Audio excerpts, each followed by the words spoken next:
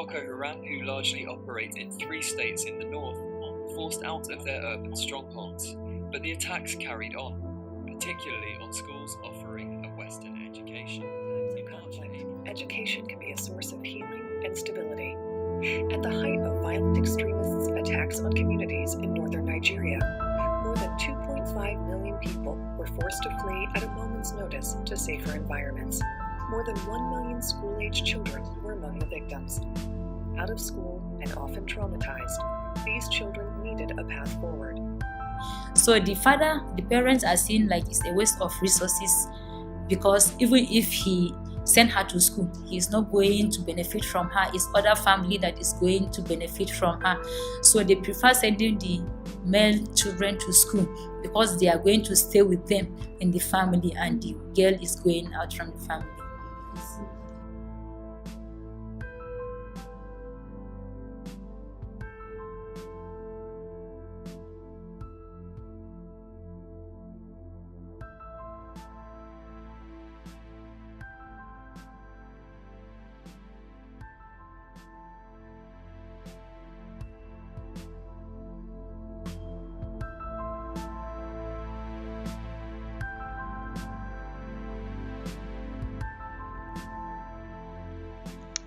This project has transformed the way that we think about gender issues. From an early age, girls' education is deprioritized in northern Nigeria, which has ramifications for women into adulthood. Despite early marriage and restrictive household duties, the women we met made incredible sacrifices to be role models for their students.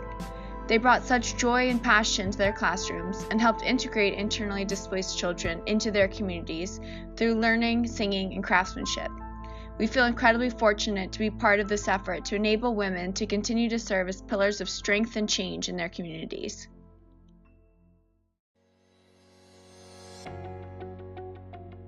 The importance of the project lies in its potential to surface interventions that could widen access and opportunity for women, and provide evidence-based information to CAI as well as other actors in the field towards increasing women's participation as learning facilitators, especially in regions where gender and cultural norms place restrictions on girls' education.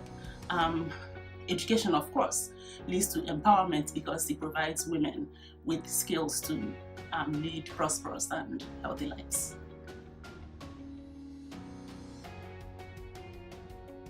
The collaboration injects local contextual credibility and validity into the research.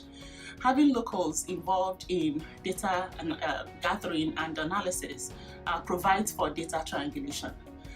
Secondly, the collaboration embodies SAIS goal and commitment to community integration, establishing relationships with members of its immediate external community.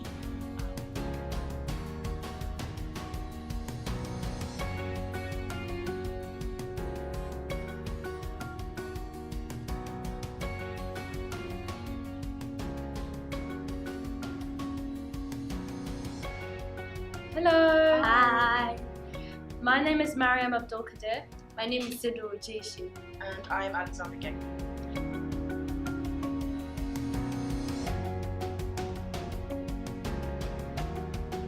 So, on our first research day, we started with a survey where we gave surveys to about 60 learning facilitators, which were both in Hausa and in English. Yeah, and we had focus group discussions with the male learning facilitators and female learning facilitators separately. It was a great experience. I absolutely loved it. I would be more than happy to be part of any more research being conducted in the area between JHU, AUN and Creative Associates.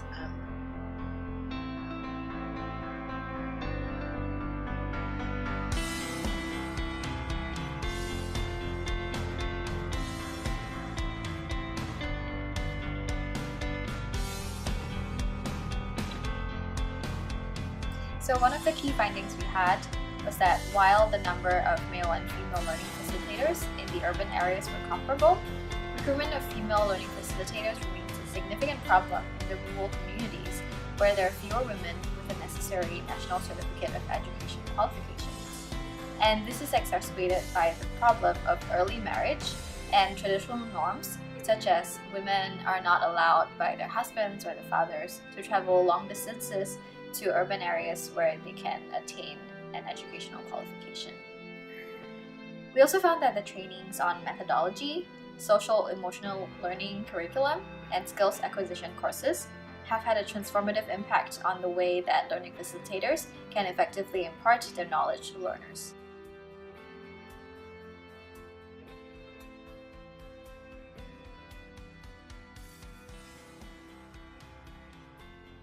And our last finding was that women generally have fewer professional and social networks than men, which impacts their ability to find employment or generate income if recruitment is done via informal networks.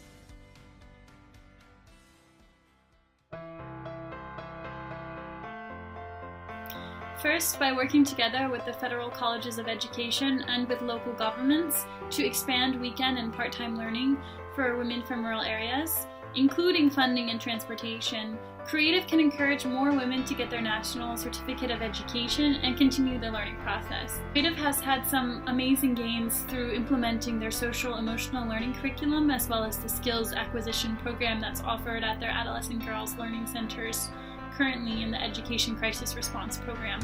And they have a lot to gain by continuing, increasing, and expanding the SEL curriculum and the skills acquisition program.